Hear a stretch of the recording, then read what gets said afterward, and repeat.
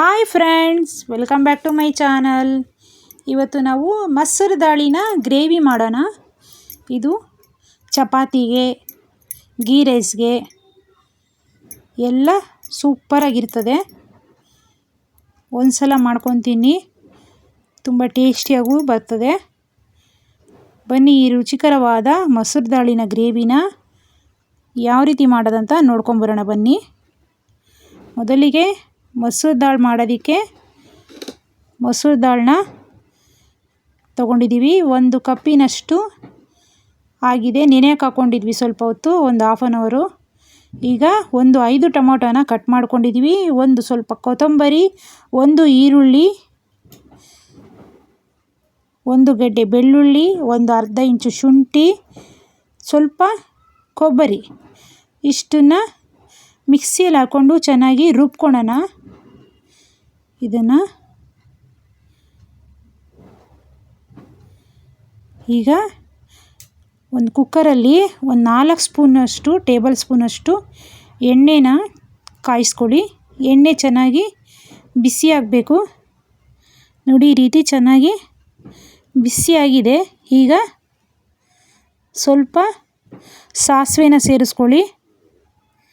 ಸಾಸಿವೆ ಜೀರಿಗೆ ಎಲ್ಲ ಚಟಪಟ ಅಂತ ಸಿಡ್ದಾಗಿದೆ. ಈಗ ಕರಿಬೇವು, ಇಲ್ಲಿ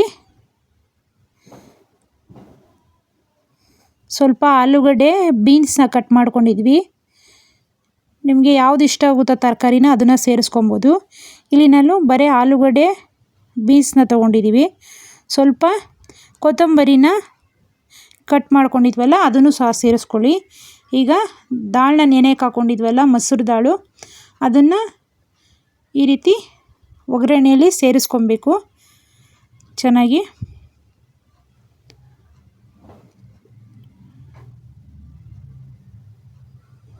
ನೋಡಿ, ಇವಾಗ ಎಲ್ಲ ಬೇಳೆಯನ್ನು ಸೇರಿಸಾಗಿದೆ.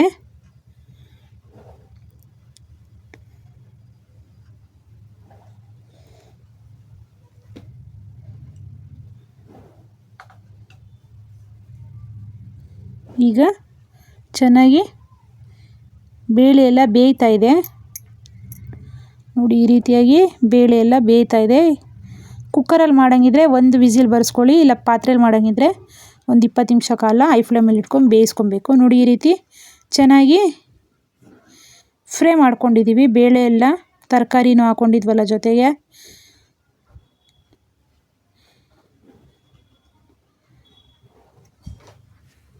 ಹೂಕೋಸು, ಗೆಡ್ಡೆಕೋಸು ಎಲ್ಲ ಸೇರಿಸ್ಕೊಬೋದು. ನಾವು ಇಲ್ಲಿ ಬೀನ್ಸು, ಆಲೂಗಡ್ಡೆ ಮಾತ್ರ ಸೇರಿಸ್ಕೊಂಡಿದ್ದೀವಿ. ನೋಡಿ, ಇವಾಗ ರುಬ್ಬಿರುವಂಥ ಮಸಾಲೆನ ಸೇರಿಸ್ಕೊಳ್ಳಿ. ಟೊಮ್ಯಾಟೊ, ಈರುಳ್ಳಿ, ಕೊತ್ತಂಬರಿ, ಶುಂಠಿ, ಬೆಳ್ಳುಳ್ಳಿ, ಸ್ವಲ್ಪ ಕೊಬ್ಬರಿ, ಇಷ್ಟನ್ನು ಹಾಕಿ ನಾವು ಮಿಕ್ಸಿಯಲ್ಲಿ ಫೈನಾಗಿ ರುಬ್ಕೊಂಡಿದ್ವಿ. ಅದನ್ನು ಸಹ ಒಗ್ಗರಣೆಯಲ್ಲಿ ಈ ರೀತಿ ಹಾಕ್ಕೊಳ್ಳಿ. ಚೆನ್ನಾಗಿ ಈ ಮಸಾಲೆ ವಾಸನೆ ಎಲ್ಲ ಹೋಗಬೇಕು, ಅಲ್ಲಿವರೆಗೂ ಫ್ರೈ ಮಾಡ್ಕೊಬೇಕು ಎಣ್ಣೆಯಲ್ಲಿ. 1-2 ನಿಮಿಷ ಕಾಲ ಹೈ ಫ್ಲೇಮಲ್ಲಿ ಇಟ್ಕೊಂಡು ಒಗ್ಗರಣೆ ಕೊಡಬೇಕಾಗಿರೋದು. ಇದನ್ನು ಚೆನ್ನಾಗಿ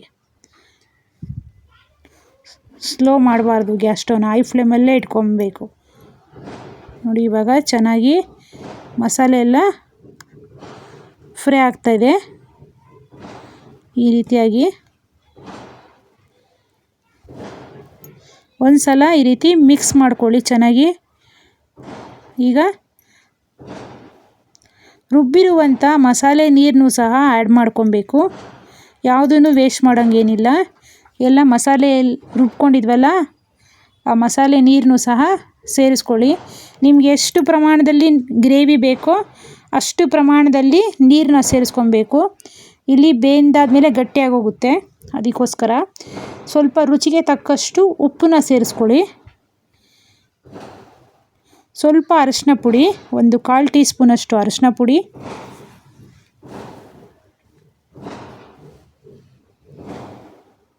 ನಾವಿಲ್ಲಿ 1 ಲೀಟ್ರಷ್ಟು ನೀರನ್ನ ಸೇರಿಸ್ಕೊಂಡಿದ್ದೀವಿ.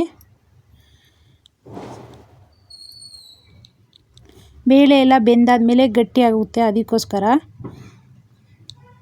ಜಾಸ್ತಿ ಗ್ರೇವಿ ಗಟ್ಟಿಯಾಗೂ ಇರಬಾರ್ದು, ಮೀಡಿಯಮ್ ಆಗಿದ್ದರೆ ತಿನ್ನೋಕ್ಕೆ ಸೂಪರಾಗಿ ಬರ್ತದೆ. ಈ ವೈಟ್ ಕಲರ್ ಪಲಾವ್ ಎಲ್ಲ ಮಾಡ್ತೀವಲ್ವ ಗೀ ರೈಸ್ಗೆ, ಅವಾಗೆಲ್ಲ ಚೆನ್ನಾಗಿರ್ತದೆ ನೋಡಿ. ಇವಾಗ ಧನಿಯಾ ಪುಡಿ ಸೇರಿಸ್ಕೊಳ್ಳಿ. 1 ಸ್ಪೂನಷ್ಟು ಧನಿಯಾ ಪುಡಿ,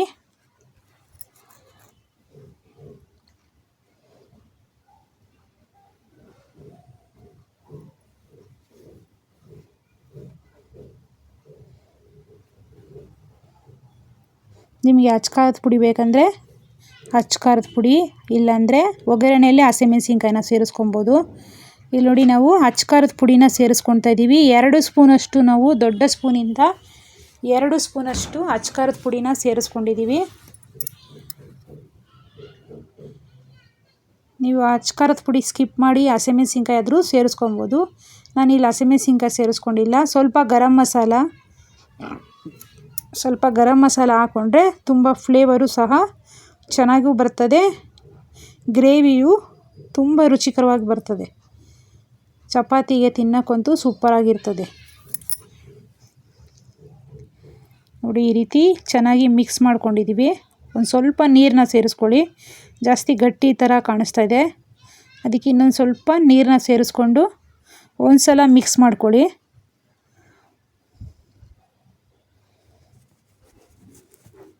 ನೋಡಿ ಇವಾಗ ಈ ರೀತಿಯಾಗಿ ಮಿಕ್ಸ್ ಮಾಡ್ಕೊಂಡಿದ್ದೀವಿ. ನೋಡಿ ಎಷ್ಟು ನೀರು ಬೇಕೋ ಅಷ್ಟೇ ನೀರನ್ನ ಒಂದೇ ಸಲ ಸೇರಿಸ್ಕೊಬೇಕು ನೋಡಿಕೊಂಡು. ಆಮೇಲೆ ತಿರುಗಿ ನೀರನ್ನ ಸೇರಿಸ್ಕೊಬಾರ್ದು. ಕುಕ್ಕರ್ ವಿಸಿಲ್ ಬಂದಮೇಲೆ ಅದು ಗ್ರೇವಿ ಚೆನ್ನಾಗಿ ಬರೋದಿಲ್ಲ. ಯಾವಾಗ ನೀರು ಸೇರಿಸ್ಬೇಕೋ ಆವಾಗಲೇ ನೀರು ಸೇರಿಸ್ಕೊಂಬಿಡ್ಬೇಕು. ನೋಡಿ ಇವಾಗ 1 ವಿಸಿಲು ಅಥವಾ 2 ವಿಸಿಲ್ ಕೂಗಿಸ್ಕೊಳ್ಳಿ. ಜಾಸ್ತಿ ಏನು ಇಡಿಸಲ್ಲ ಇದಕ್ಕೆ. ನೋಡಿ ಈ ರೀತಿ ಒಂದೇ 1 ವಿಸಿಲು. ಮಸೂರು ದಾಳೆಲ್ಲ ಚೆನ್ನಾಗಿ ನೆಂದಿತ್ತಲ್ವಾ, ಅದಕ್ಕೆ ಜಾಸ್ತಿ ನೀರು ಇಡಿಸೋದಿಲ್ಲ. ಅದಕ್ಕೆ ನೋಡಿಕೊಂಡು ನೋಡಿ ಈ ರೀತಿಯಾಗಿ ಚೆನ್ನಾಗಿ ಬಂದಿದೆ ನೋಡಿ. ಒಂದೇ 1 ವಿಸಿಲ್ ಬರೆಸ್ಕೊಂಡಿದ್ದು ನಾನು. ನೋಡಿ ಈಗ ರುಚಿಕರವಾದ ಮಸೂರು ದಾಳಿನ ಗ್ರೇವಿ ಸವಿಯಲು ಸಿದ್ಧವಾಗಿದೆ. ನಮ್ಮ ಚಾನಲ್ನ ಸಬ್ಸ್ಕ್ರೈಬ್ ಮಾಡ್ಕೊಳ್ಳಿ. Thank you for watching this video. ಯಾರೆಲ್ಲ ನಮ್ಮ ಚಾನಲ್ ನೋಡ್ತಾ ಇದ್ದೀರೋ ಹೊಸಬ್ರು ಈಗಲೇ ಸಬ್ಸ್ಕ್ರೈಬ್ ಮಾಡಿಕೊಂಡು ನೋಡಿ. Thank you for watching this video.